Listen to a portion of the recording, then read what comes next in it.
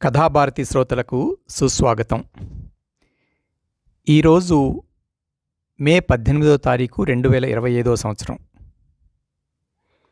ఇదే తారీఖున ఇదే నెలలో 2018 సంవత్సరంలో తెలుగు సాహితీ లోకం ఒక విశిష్ట సాహితీ సేవకుడిని కోల్పోయింది.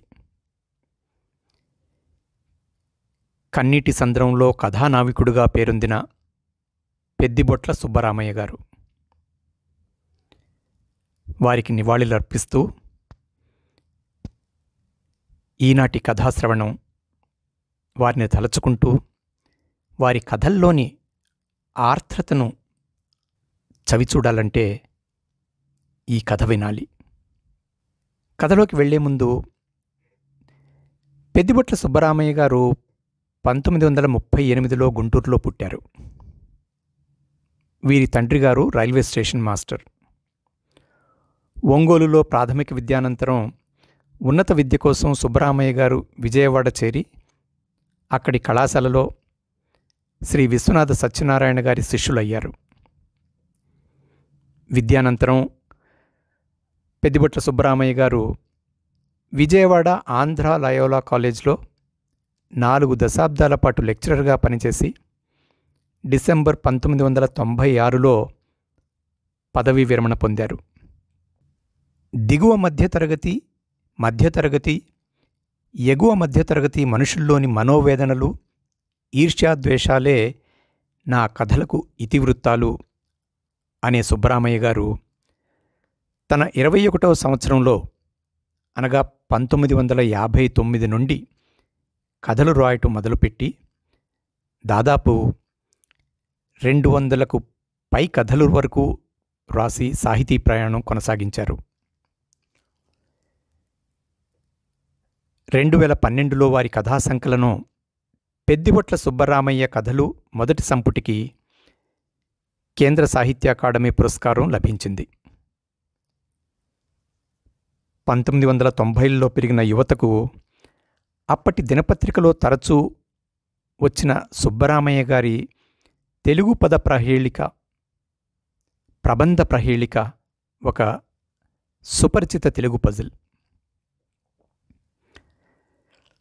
వారి సాహిత్య సేవకుగాను వచ్చిన అనేక పురస్కారాలలో కొన్ని 2012 కేంద్ర సాహిత్య అకాడమీ పురస్కారం, అప్పాజోస్యుల విష్ణుభట్ల కందలం ఫౌండేషన్ అవార్డ్, రావిశాస్త్రి స్మారక సాహిత్య నిధి పురస్కారం,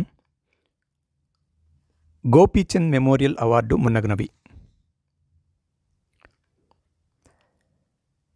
శుక్రవారం మే 18వ తారీఖు 2018లో 80 ఏళ్ల సుదీర్ఘ సుఫలిత జీవితానంతరం సుబ్బరామయ్య గారు తనువు చాలించి పరమపదించారు. వారి కోరిక మేరకు పార్థివ దేహాన్ని మంగళగిరి ఎన్ఆర్ఐ ఆసుపత్రికి రీసెర్చ్ ప్రయోగాల కొరకు సమర్పించుకుని మరణంలో కూడా అమరత్వాన్ని పొందిన మహనీయుడు పెద్దిబొట్ల సుబ్బరామయ్య గారు. వారికి చేతులెత్తి నమస్కరిస్తూ వారిని తలుచుకుంటూ వారికి ఘన నివాళి నర్పిస్తూ వారి కథను కథాభారతి శ్రోతల కొరకు ఈనాడు. కథ పేరు శనిదేవత పదధ్వనులు. నవంబర్ 1990 ఇండియా టుడే పక్షపత్రికలో ప్రచురింపబడిన కథ. ఈ కథను నాకు పరిచయం చేసిన వారు పెద్దలు సీనియర్ కథారచయిత శ్రీ వి రాజా రామ్మోహన్ రావు గారు. వారికి కృతజ్ఞతలు తెలుపుకుంటూ కథలోకి వెళతాను. ఈ కళ్ళజోడిక ఎంతమాత్రం లాభం లేదు. దీన్ని నమ్ముకుంటే ఉన్నది కాస్త దృష్టి పోయేట్లుంది అనుకున్నాను. కళ్ళజోడు తీసి పంచె చివరితో తుడుచుకుంటూ తర్వాత కళ్ళజోడు ముఖానికి తగిలించుకుని చెవి పక్కకు చెయ్యి పోనిచ్చి స్విచ్ నొక్కాను. శబ్దం మొదలయ్యింది. పైన గుబురుగా దయ్యపు గొడుగులా పెరిగిన నిద్రగన్నేరు చెట్టు పైనుండి ఉండి రాలిపడుతున్న చినుకులు. వర్షం ఆగిపోయింది. కానీ చల్లని గాలి విసురుగా వీస్తూనే ఉంది. పక్కగా నాటు రకం టీ స్టాల్, దాని ముందు 2, 3 బల్లలు. 3, 4 కూర్చుని టీ సేవిస్తున్నారు. పెద్దగా అరుస్తున్నట్లు మాట్లాడుకుంటున్నారు. లారీ ఒకటి బొయ్యమని రొద చేసుకుంటూ దూసుకుపోయింది. ఉదయం 10 గంటలు దాటి ఉంటుంది. ఇంటి దగ్గర 9ంటికే బయలుదేరాను. 2 బస్సులు మారి వచ్చి నాకు కావలసిన ఇంటి కోసం వాకబు చేస్తూ తిరుగుతుండగా మొదలైంది వర్షం. ఎక్కడెక్కడి మబ్బులో కూడబలుక్కున్నట్లు గుమిగూడి వచ్చి పక్కా అరగంట సేపు కుండపోతగా వర్షించాయి. ఇదిగో ఇప్పుడు నీళ్ల బరువు తీర్చుకుని తేలికపడి ఆకాశంలో దూది పింజల్లాగా తేలిపోతున్నాయి. నేను హియరింగ్ ఎయిడ్ స్విచ్ ఆఫ్ చేసి చేతి వ్రేళ్లు విరుచుకుంటూ నిలబడిపోయాను. ఉన్నట్టుండి మళ్లీ ఘనీభవించిన నిశ్శబ్దం. నిన్న అంటే శనివారం ఉదయం ఆ కొద్ది పెన్షన్ రాళ్ళు తెచ్చుకుందామని బ్యాంకుకు వెళ్ళాను. వాకబు చేస్తే ఆ డబ్బు ఇంకా రాలేదన్నాడు. ఆ కౌంటర్లో ఉండే వ్యక్తి నాకు పరిచితుడే. పేరు రవీంద్ర. చాలా సానుభూతితో, ఇంకా రాలేదండి మీ డబ్బు, సోమవారం రండి అన్నాడు. బహుశా నా పరిస్థితి అతనికి అర్థమై ఉంటుంది. వచ్చే పెన్షన్ చాలా కొద్ది. నెలలో 10 రోజులు కూడా సరిపోదు. మిగిలిన ఖర్చు అంతా భరించేది మా అమ్మాయి లలిత. ఇంటికైన పెద్ద కూతురు. దాని తర్వాత వాడు రాముడు, శ్రీరామచంద్రమూర్తి. 2 ఏళ్లయింది ఇల్లు వదిలిపోయి. ఎక్కడున్నాడో ఏం చేస్తున్నాడో, అసలు ఉన్నాడో లేడో కూడా తెలియదు. 3వవాడు చిరంజీవి. వాడు డిగ్రీ పూర్తి చేసి ఏ పని దొరక్క రికామీగా తిరుగుతున్నాడు. తర్వాతది జానకి. దీనికి మాత్రం పెళ్లి చెయ్యగలిగాను. అది ఎక్కడో దూరంగా ఒరిస్సాలో భర్తతో ఉంటుంది. లలితకు పెళ్లి కాలేదు. అది చేసుకోలేదు. చేసుకోనన్నది. ఇప్పుడిక దానికి పెళ్ళి కాదు. దానికా చింత కూడా లేదు. పాపం తనను తాను కరిగించుకుంటూ ఆ గొర్రెతోక రాబడి గుమస్తా ఉద్యోగం చేస్తూ వచ్చేదంతా ఇంటికోసం ఖర్చు చేస్తూ జంతువులాగా జీవిస్తున్నది. అది సరే, ఇలా ఎంతసేపు నిలబడడం? ఈ ఇల్లు కనుక్కోవటం ఈవేళ సాధ్యం అయ్యేటట్లు లేదు. ఇక ఇంటిదారి పట్టడం మేలు. మళ్ళీ మబ్బులు పైన గుమిగూడుతున్నాయి. సముద్రం మీద నుంచి ఇలా ఉండి ఉండి మబ్బులు బయలుదేరి వచ్చి కొండలతో వలె నీళ్లను కుమ్మరించిపోవటం ఈ కాలంలో మామూలే. నేను గొడుగు తెచ్చుకోకపోవటం తెలివి తక్కువ. అయినా ఆ గొడుగు ఉండి మాత్రం ఉద్ధరించేదేముంది? అది ఎప్పటిదో ఇక్ష్వాకుల కాలం నాటిది. నెమ్మదిగా కదిలి నడవడం ప్రారంభించాను. రోడ్డంతా ఈ మాత్రం వర్షానికే బురద బురదగా తయారై బీభత్సంగా ఉంది.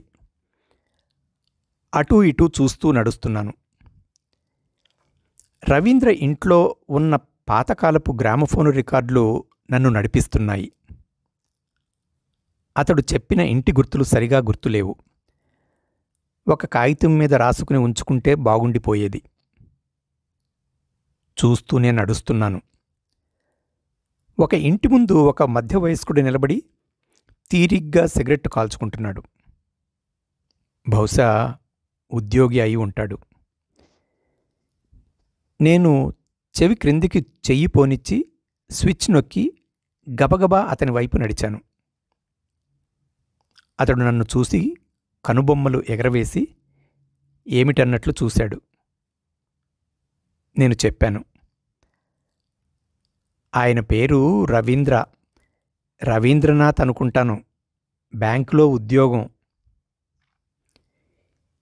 ఈ వీధిలో బ్యాంకు వాళ్ళెవరూ లేరు, పక్క వీధిలో వాకప్ చేయండి.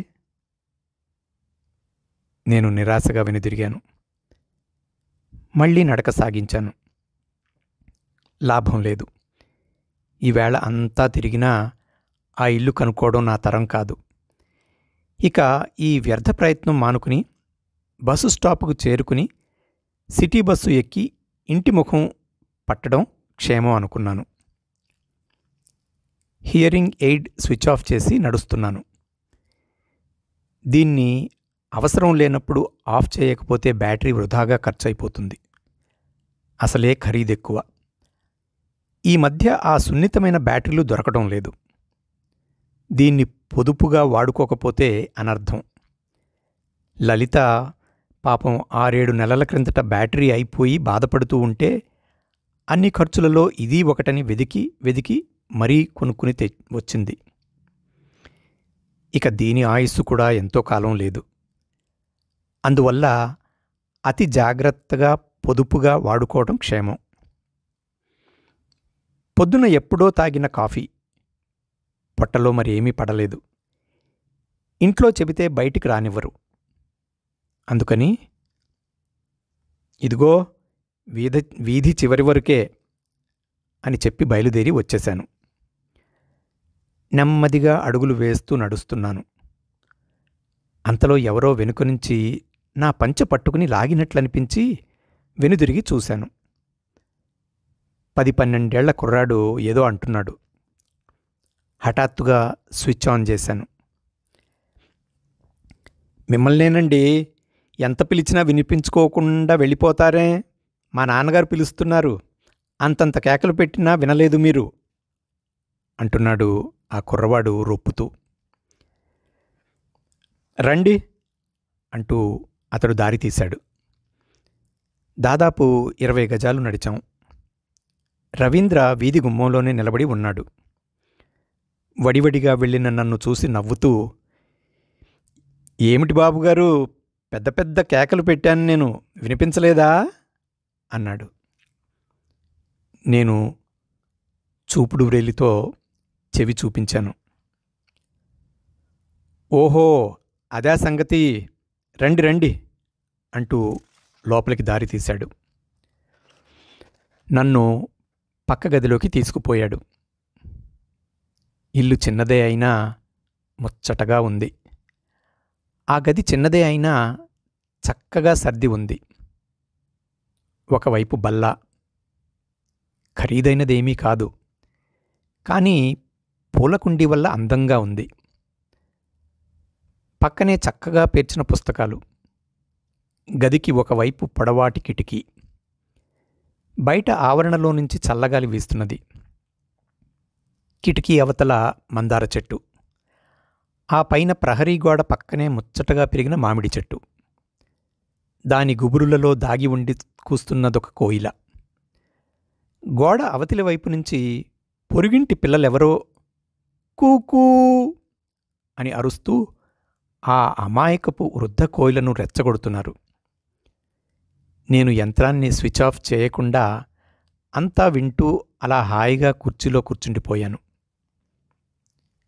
నేనింతవరకు చూడలేదు. నా వెనక కొంచెం ఎత్తుగా గోడ మీద ఒక పాత ఫోటో వేలాడుతున్నది. తెలిసిన ముఖంలాగా కనిపిస్తే లేచి కళ్ళజోడు సర్దుకుని బాగా దగ్గరగా వెళ్ళి చూశాను. ఈ ముఖం ఎప్పటిదో. అగాధమైన మనసు పొరలలో ఎక్కడో గుప్తమై నిక్షిప్తమై ఉన్నది. వెంటనే స్ఫురణకు రావటం లేదు. 20 లేక 25 ఏళ్ల ప్రాయం. గుండ్రని అందమైన ముఖం. పలుచని చెక్కిళ్ళు. అరచేతి వెడల్పున వెలుగులు చిమ్ముతున్న నేత్రద్వయం. శంఖం లాంటి మెడలో పలుచని గొలుసు. ఆ ఫోటో మా అమ్మగారిది. రవీంద్ర భుజం మీద టవల్తో వచ్చాడు. వెనకనే కనకాంబరం రంగు చీరలో ఒక యువతి, ఇందాకటి కుర్రాడు వచ్చారు. మా ఆవిడ పబ్లిక్ స్కూల్లో టీచరు అని పరిచయం చేశాడు. ముందే చెప్పినట్టున్నాడు. ఆమె అత్యంత గౌరవభావంతో నమస్కరించింది. ఆ వెంటనే టీ తెస్తాను అంటూ వెనుదిరిగి వెళ్ళింది. కుర్రాడు ఆమెను అనుసరించాడు. రవీంద్ర ఆ ఫోటో చేతిలోకి తీసుకుని కూర్చున్నాడు. మా అమ్మ నా చిన్నప్పుడే పోయింది. అంటే బొత్తిగా చిన్నతనం కాదనుకోండి, నాకప్పుడు 15 ఏళ్ళు ఉంటాయేమో. మా నాన్నగారికి వేరే ఇల్లుండేది. వేరే పెళ్ళాం పిల్లలు ఉండేవారు. మేము ఒక పాత పెంకుటింట్లో ఉండేవాళ్ళం. మా నాన్న పోయాక మాకా ఇల్లే మిగిలింది. మా అమ్మ ఒక కుట్టు మిషన్తో కాలం గడుపుతూ ఉండేది. ఆ పని లేనప్పుడు విస్తళ్ళు కుట్టి నా చేత ఇంటింటికి పంపిస్తుండేది.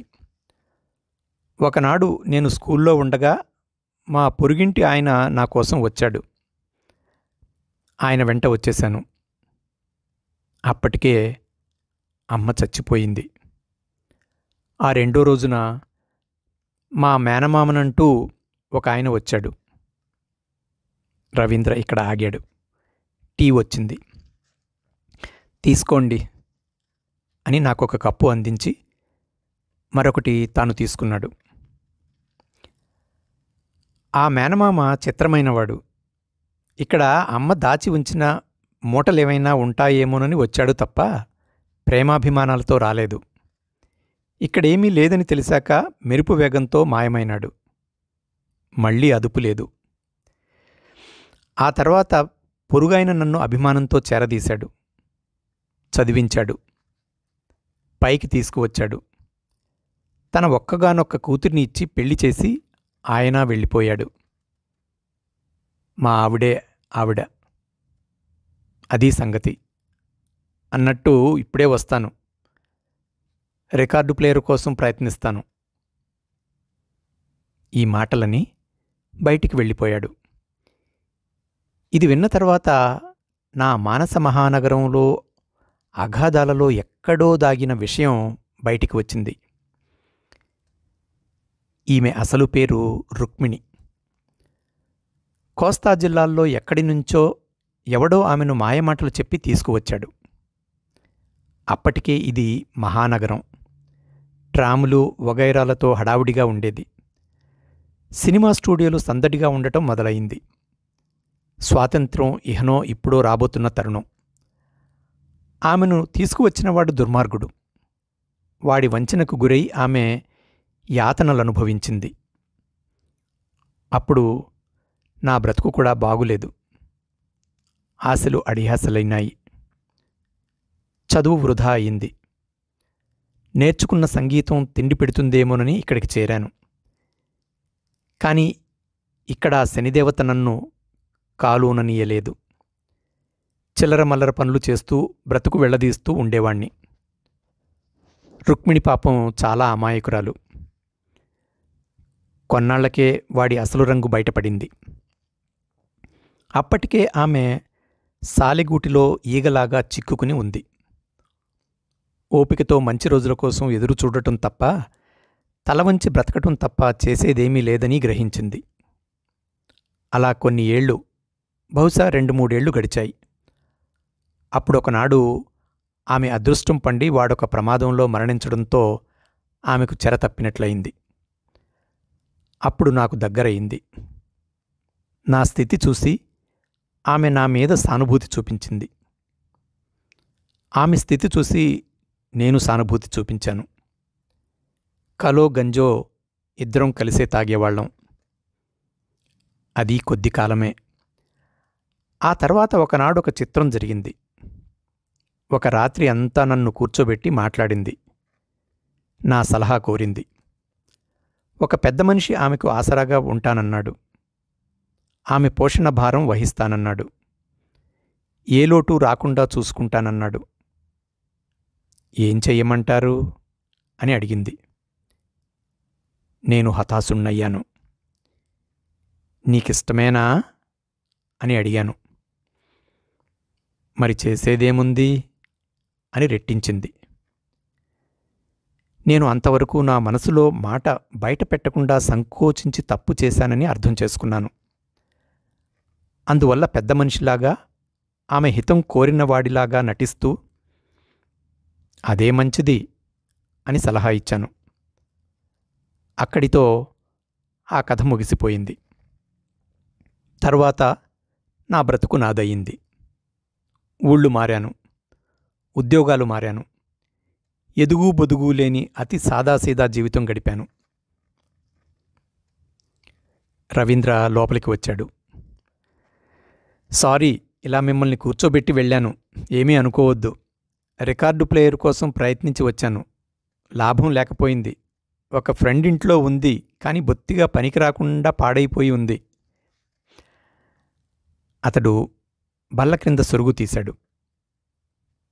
లోపల బొత్తులు బొత్తులుగా రికార్డులున్నాయి. పైనుంచి చిరిగిపోయిన కవరుతో సహా ఒకదాన్ని బయటికి తీశాడు. ఇదిగో, నిన్న మీకు చెప్పానుగా, ఇది మీదే. నాకు ప్రాణం లేచినట్టయింది. ఎంతో ఆప్యాయంగా దాన్ని అందుకున్నాను. రికార్డు యువతలకి తీశాను. శుభ్రంగానే ఉంది.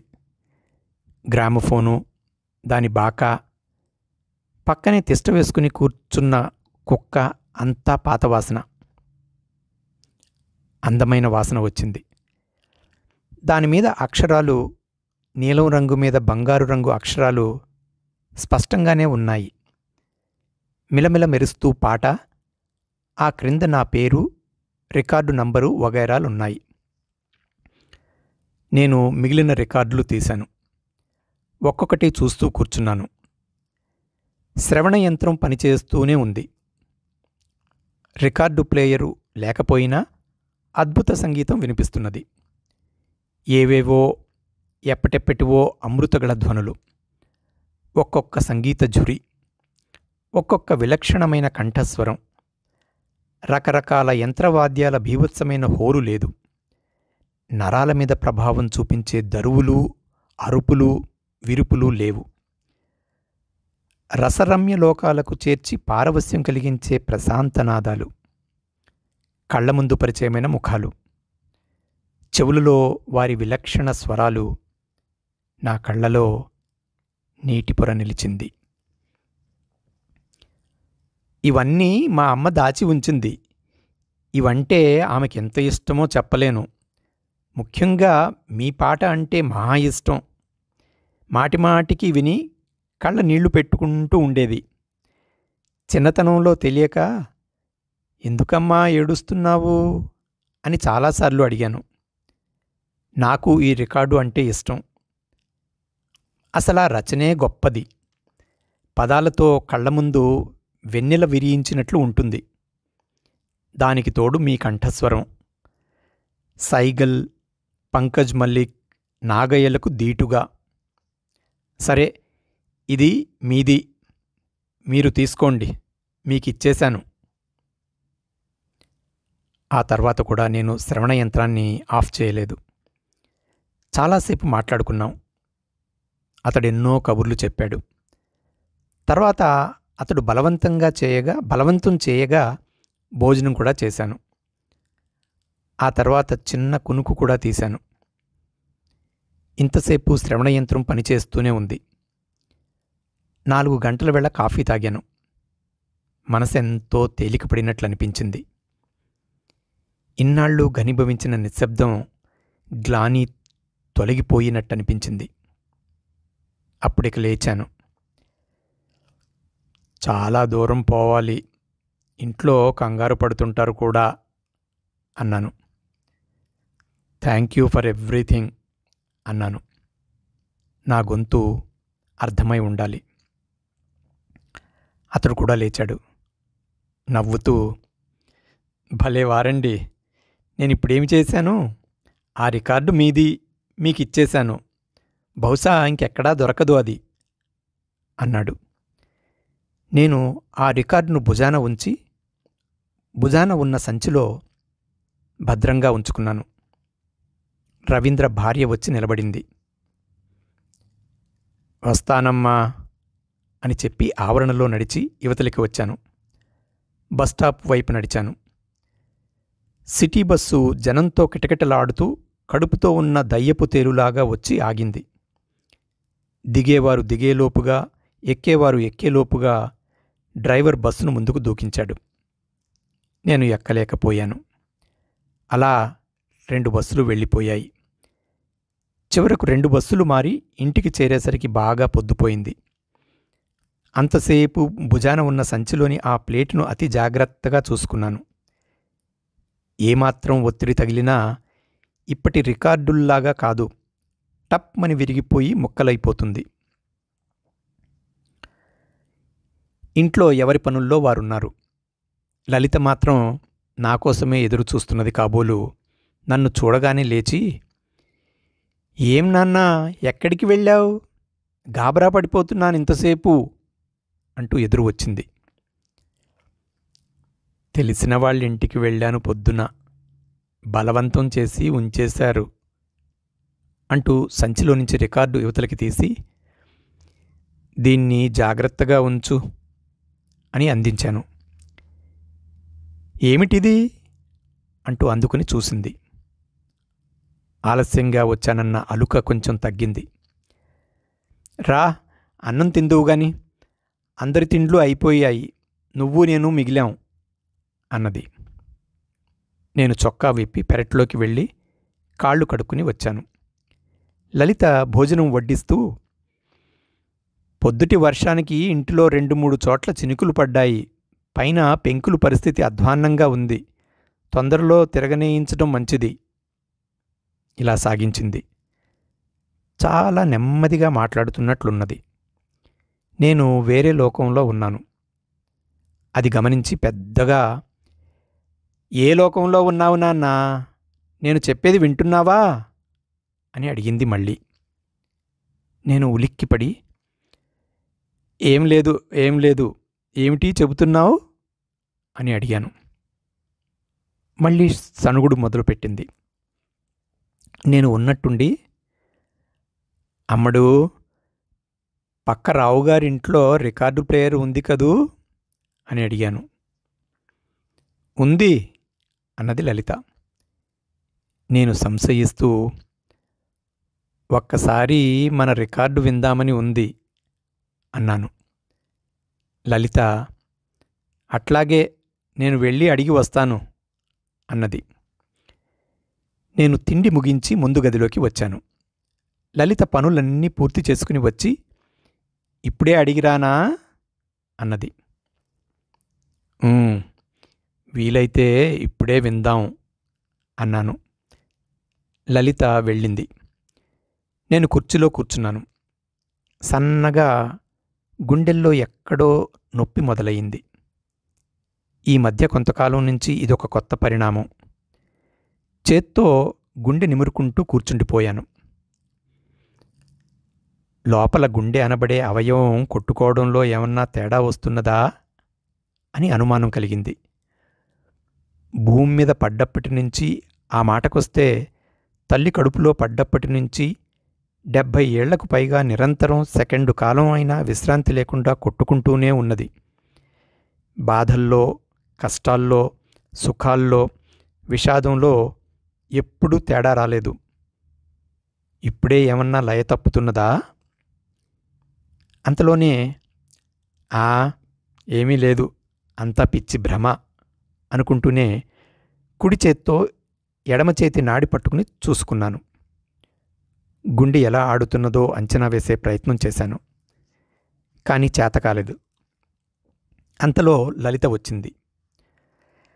"రావుగారు మేలుకునే ఉన్నారు నాన్నా. పిల్లలు చదువుకుంటున్నారు. నేను చెప్పగానే ఒప్పుకున్నారు. దానికేం భాగ్యం, రమ్మన్నారు. మేము విన్నట్లవుతుంది" అన్నారు. నేను ఒక రకమైన ఉద్వేగంతో లేచాను. కాళ్ళు వణికినట్లనిపించింది. రావుగారింట్లో అప్పటికే అందరూ, రావుగారి భార్య, కొడుకులు, కోడళ్ళు, కాలేజీలో చదువుకుంటున్న కూతుళ్ళు ఒకచోట చేరారు. ఆయన రికార్డు ప్లేయర్ స్పీడు సర్ది మేము వెళ్ళేసరికి నన్ను చూసి నవ్వుతూ, "నాకు తెలియదండి బాబూ, ఆ పాట పాడింది మీరని. చాలాసార్లు విన్నాను. అది నా ఫేవరెట్ సాంగ్" అన్నాడు. ఎందుకో ఆయన చాలా నెమ్మదిగా లోగొంతుకతో మాట్లాడుతున్నాడనిపించింది. సర్దుకు కూర్చోవడంలో ఇద్దరు అమ్మాయిలు గొడవ పడుతున్నారు. వాళ్ళు కూడా నెమ్మదిగా అరుచుకుంటున్నట్లు అనిపించింది. ఉన్నట్టుండి ఒక అబ్బాయి ఏదో అని నవ్వాడు. అది విని ఆడపిల్లలు కూడా నవ్వారు. అతడేమన్నాడో నాకు వినబడలేదు. నవ్వులు మాత్రం అతి తక్కువ స్థాయిలో మందరంగా వినిపించాయి. ఆయన అంతా సిద్ధం చేసి రికార్డు పెట్టాడు. ఏదీ ఎంతకీ ధ్వని రాదేం అనుకున్నాను. రికార్డు తిరుగుతూనే ఉంది. వాళ్ళందరూ వింటున్నట్లు తెలుస్తూనే ఉంది. రావుగారైతే వింటూ ఆనందిస్తున్నట్లు కూడా తెలుస్తున్నది. లలిత వంక చూశాను. అది గొప్ప ఆనందపారవస్యంతో వింటున్నది. నేను చెవి పక్క మెషిన్ స్విచ్ ఆన్ చేసి ఉందో లేదో అని చూసుకున్నాను. ఆన్ చేసి ఉంది. ముందేదో సన్నని ధ్వని చాలా దూరం నుంచి వలె వినిపించింది తప్ప ఇప్పుడేమీ వినిపించడం లేదు. అంతా దాదాపు నిశ్శబ్దం. అందరి ముఖాలలో మెప్పుదల, ఆనందం. రావుగారు ఏదో మాట్లాడుతున్నారు. పెదవుల కదలికలను బట్టి చాలా మెచ్చుకున్నట్టు తెలిసింది. ఉబికి వస్తున్న కన్నీళ్లను అతి ప్రయత్నం మీద రెప్పలప్పగించి ఆపుకుంటూ కూర్చుండిపోయానింతసేపు. అంతా అయిపోయిన తర్వాత లలిత ఆ రికార్డును అందుకుని, పదనాన్న పోదాం అని కాబోలు అన్నది. ఆ తర్వాత ఇద్దరం ఇంటికి వచ్చాం. నేను వచ్చి రాగానే మంచంలో కూలబడ్డాను. ఇంట్లో మిగిలిన వారు ఎవరిపాటికి వారు నిద్రకు పడ్డారప్పుడే. లలిత రికార్డును భద్రంగా జాగ్రత్త చేసి వచ్చి ఏదో మాట్లాడుతూనే చాపపరుచుకుంది. మరేదో మాట్లాడుతూనే నడుం వాల్చింది. నేను పడుకున్నాను. ఉన్నట్టుండి నిట్టూర్పు వచ్చింది. ఆ తర్వాత కళ్ళనీళ్లు ఉబికి ఉబికి వచ్చాయి. అంతలో లేచి, అమ్మడూ బ్యాటరీ అయిపోయిందే బొత్తిగా అన్నాను. పడుకో నాన్న, రేపు చూద్దాంలే అన్నట్టు ఆ బ్యాటరీలు దొరకడం లేదు. అయినా ప్రయత్నం చేద్దాం. 2-3 రోజుల్లో ఎక్కడో ఒకచోట దొరకవచ్చులే. ఇప్పుడు పడుకో అంది. నేను వెల్లకిలా పడుకున్నాను. కుడి చెయ్యి అప్రయత్నంగా గుండెల మీదకి వెళ్ళింది. ఇప్పటికిది ఆడుతూనే ఉంది. 2-3 రోజులు, బహుశా 1 వారం రోజులు. అప్పటికి ఈ గుండె ఇలాగే ఆడుతూ ఉంటుందా? అంతలో మనసు లోపలి పొరలలో నుంచి ఒక ప్రశ్న ఉదయించింది. అసలిప్పుడు నిద్రపోతే తెల్లవారాక లేస్తానా? కాసేపటికి మగత నిద్రలో దూరం నుంచి మొదట మందంగానూ ఆ తర్వాత ఉద్ధృతంగానూ ఏవో వింత పదధ్వనులు వినిపించాయి. అదండి ఈ వారం కథ. పెద్దిబొట్ల సుబ్బరామయ్య గారి శనిదేవత పదధ్వనులు. ఈ కథను పరిచయం చేసినప్పుడు శ్రీ రాజా రామ్మోహన్ రావు గారితో నేను కథను చదివిన తర్వాత నా అభిప్రాయం చెబుతూ, కథ చదివానండి, పెద్దగా దాంట్లో ఏమీ సందేశం కనిపించలేదు నాకు. మరి తను ఒకప్పటి గొప్ప గాయకుడు, వృద్ధాప్యంలో అప్పుడు పాడుకున్న పాటలు తిరిగి వినాలనుకునే వయసుకు శ్రవణశక్తి క్షీణించడం, ఆర్థికంగా నిలదొక్కుకోలేక కూతురి సమక్షంలో గడపడం, వినాలనుకున్న పాత రికార్డు దొరికినా వినే సమయానికి చెవి మిషను బ్యాటరీ అయిపోవడం తప్పితే కథ చాలా బలహీనంగా అనిపించింది. డబ్బులేమి వల్ల, వృద్ధాప్యం వల్ల, వినికిడి లోపం వలన పాత్ర మీద సానుభూతిని చూపించారు, కానీ పెద్ద సందేశాత్మక కథ కాదు నా అభిప్రాయంలో అని శ్రీ రాజా రామ్మోహన్ రావు గారితో పంచుకున్నప్పుడు 2 క్షణాలు మౌనం వహించి నా దృష్టి లోపాన్ని సవరిస్తూ వారు ఒక్క మాట అన్నారు. కథ పాత్రలోకి వెళ్ళి కథను మళ్ళీ చదవండి అని. అంతే. చెంప చెళ్ళుమంది. ఆ ఆజ్ఞను శిరసాహవిస్తూ కథను ఆ కోణంలో చదివిన తరువాత నా కళ్ళలో నీళ్లు మాత్రం మిగిలాయి. ఆ నీళ్ల బరువు ఏపాటితో కథాభారతి శ్రోతలకు చెప్పాలనే ప్రయత్నమే ఈనాటి కథాపఠనం. 2004 సంవత్సరంలో పెద్దిబొట్ల సుబ్బరామయ్య గారి ఒక ఇంటర్వ్యూ ఒక పత్రికలో ప్రచురితమైంది.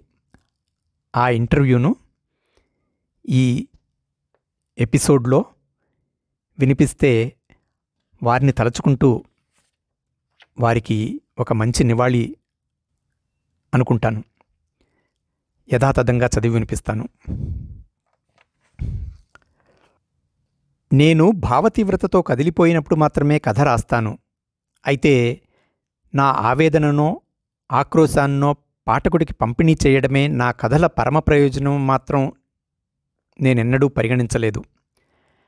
నా కథ చదివేవాళ్ల మనస్సుల్లో కించిత్తు ఎంపతి, అనుకంప రేకెత్తించేందుకు నేను కాన్షియస్గానే ప్రయత్నిస్తాను. అయితే అది శిల్పరహస్యమనో టెక్నికల్ గిమ్మిక్ అనో నేనెప్పుడూ భావించలేదు. నాకు సంబంధించినంతవరకు ఇది సాహిత్య ప్రయోజనం, సంస్కార సంబంధమైన లక్ష్యం. పెద్దిబొట్ల సుబ్బరామయ్య తన కథల గురించి ఇచ్చిన ఈ వివరణలో డిఫెన్సివ్ అపాలజెటిక్ టోన్ అణుమాత్రం కూడా ధ్వనించకపోవడం గమనార్హం. కొందరు విమర్శకులు నా కథల్ని విషాదాంతాలుగా లెక్కగడుతూ సూత్రీకరణలు చేశారు. అవన్నీ శుద్ధ తప్పు. ఆ మాటకొస్తే నా కథల్లో అత్యధికం ఆద్యంతం విషాదభరితాలే. చదివేవాళ్ల కంట తడి పెట్టించడమో గుండెల్ని మెలితిప్పటమో వాటి లక్ష్యం కానే కాదు. అసలు అలాంటి లక్ష్యాలు తమంతట తాము సాహిత్య ప్రయోజనాలు కాగలవని కూడా నేను అనుకోవడం లేదంటారాయన. ఒక్క విషయం మాత్రం చెప్పగలను. చదువరుల హృదయాలలో కాస్తంత కరుణ, ఆర్ద్రత కలిగించటం అంత అలవోకగా సాధ్యమయ్యే లక్ష్యమేం కాదు.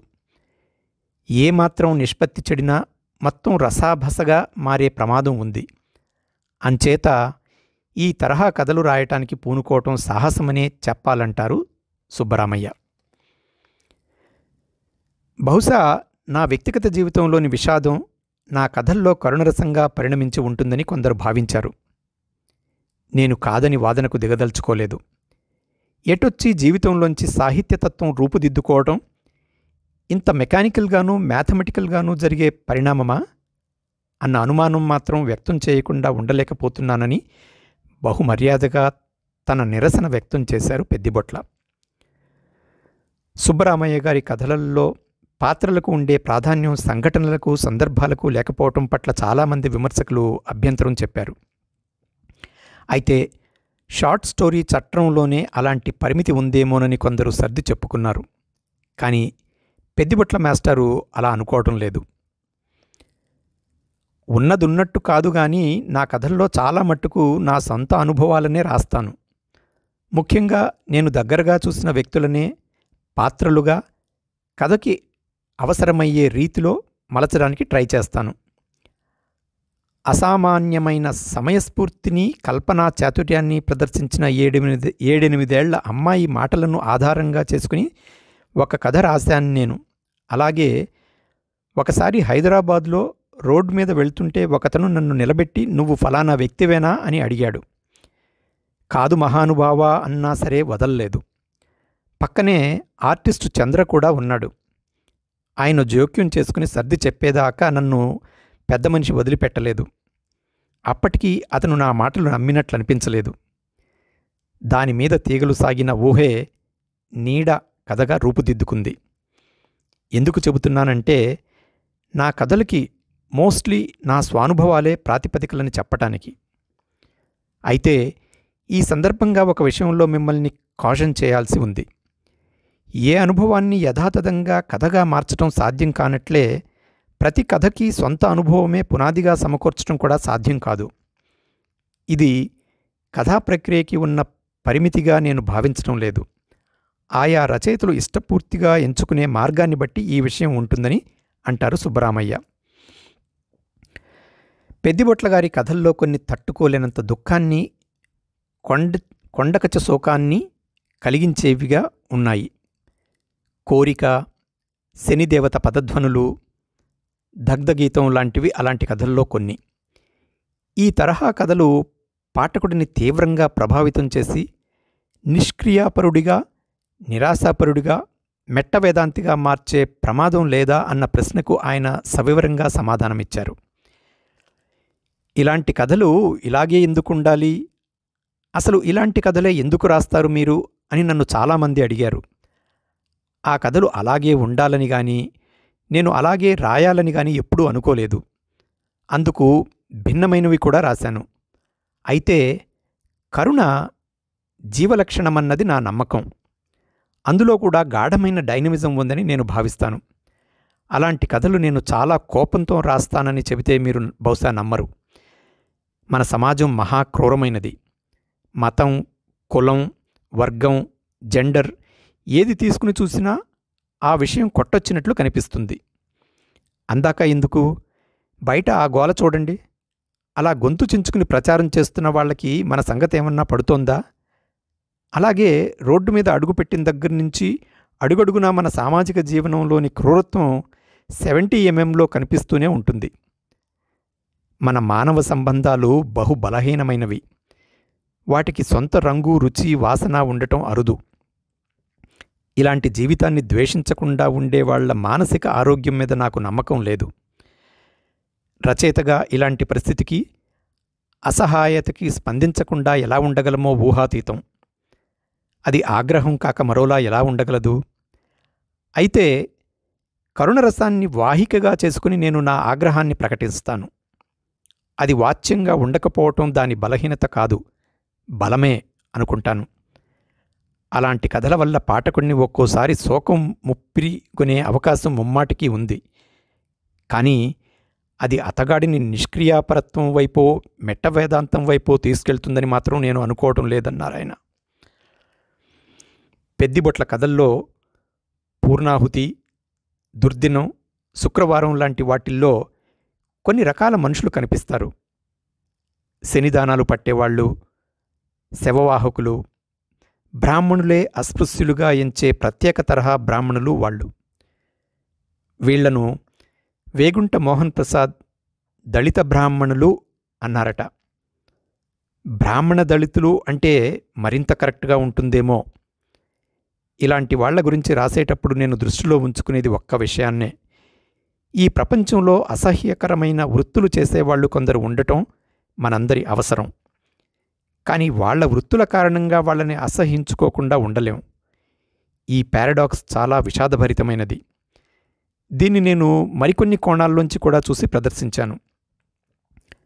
రైల్లో చెత్తా చెదారం ఎత్తిపోసే దిక్కుమాలిన అనాథ కుర్రాళ్ల దైన్యం గురించి లేచిన వేళ అనే కథలో రాశాను. అలాగే సతీ సావిత్రి, చీకటి లాంటి కథలు కూడా నిస్సహాయుల గురించి రాసినవే. చిన్నప్పటి నుంచి పట్టణ వాతావరణంలో పెరిగిన నాకు దూరం నుంచే అయినప్పటికీ ఈ తరహా లంపెన జీవితం గురించిన ఎక్స్పోజర్ ఉంది. అక్కడ పనిచేసే జీవన సూత్రాల గురించి స్థూలంగా అవగాహన ఉంది. అందుకే అలాంటి కథలు రాయగలిగాను. కాలువ మల్లయ్య లాంటి రచయితలు నోచుకున్న భాగ్యం నాకు దక్కకుండా పోయింది.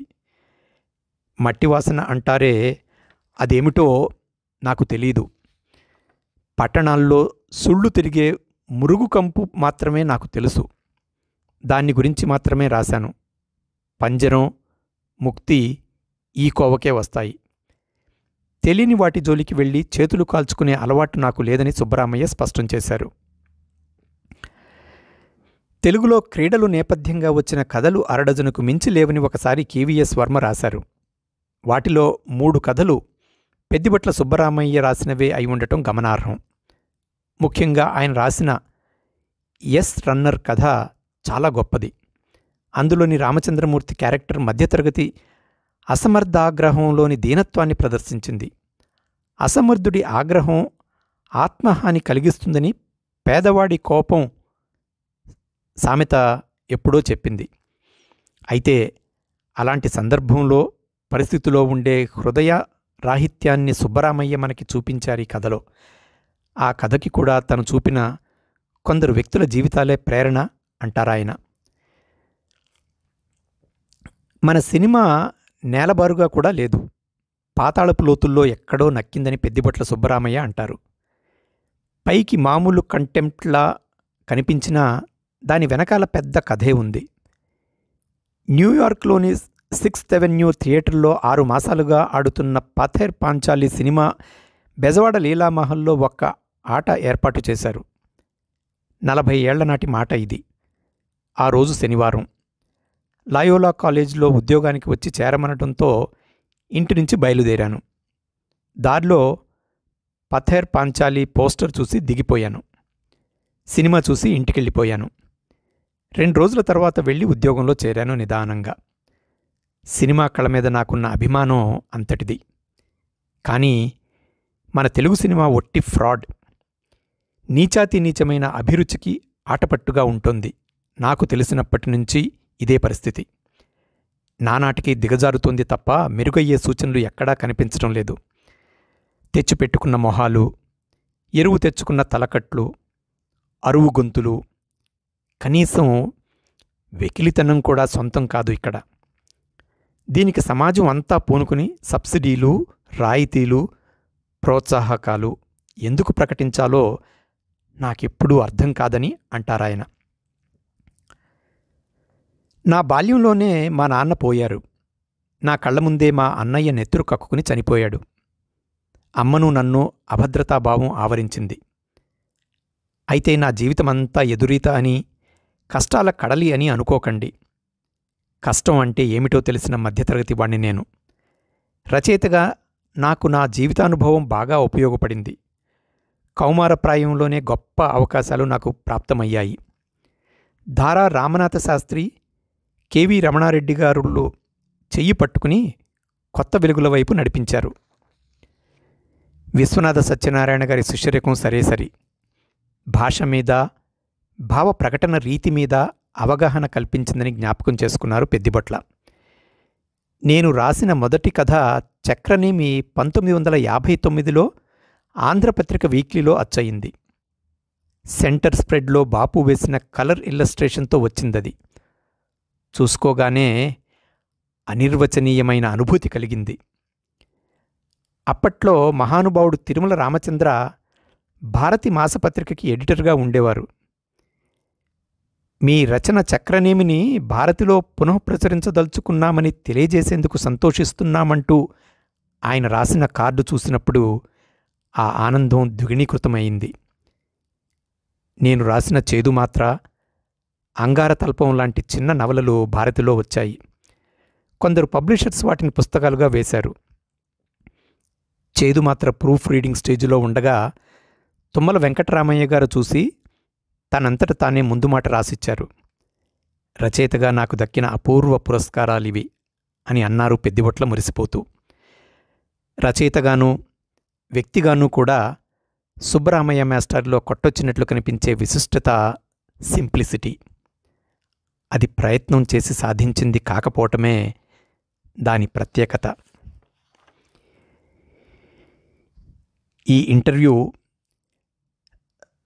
పెద్దిబొట్ల సుబ్బరామయ్య గారికి సాహిత్య అకాడమీ అవార్డు లభించిన తరుణంలో తెలుగు కథకు గుర్తింపు, కథారచనలో ఆయనకు సాటి వచ్చేవారు లేరు అంటూ వన్ ఇండియా తెలుగు 2004 నవంబర్లో పెద్దిబొట్ల సుబ్బరామయ్య గారితో చేసిన ఇంటర్వ్యూను పునఃప్రచురించడం జరిగింది.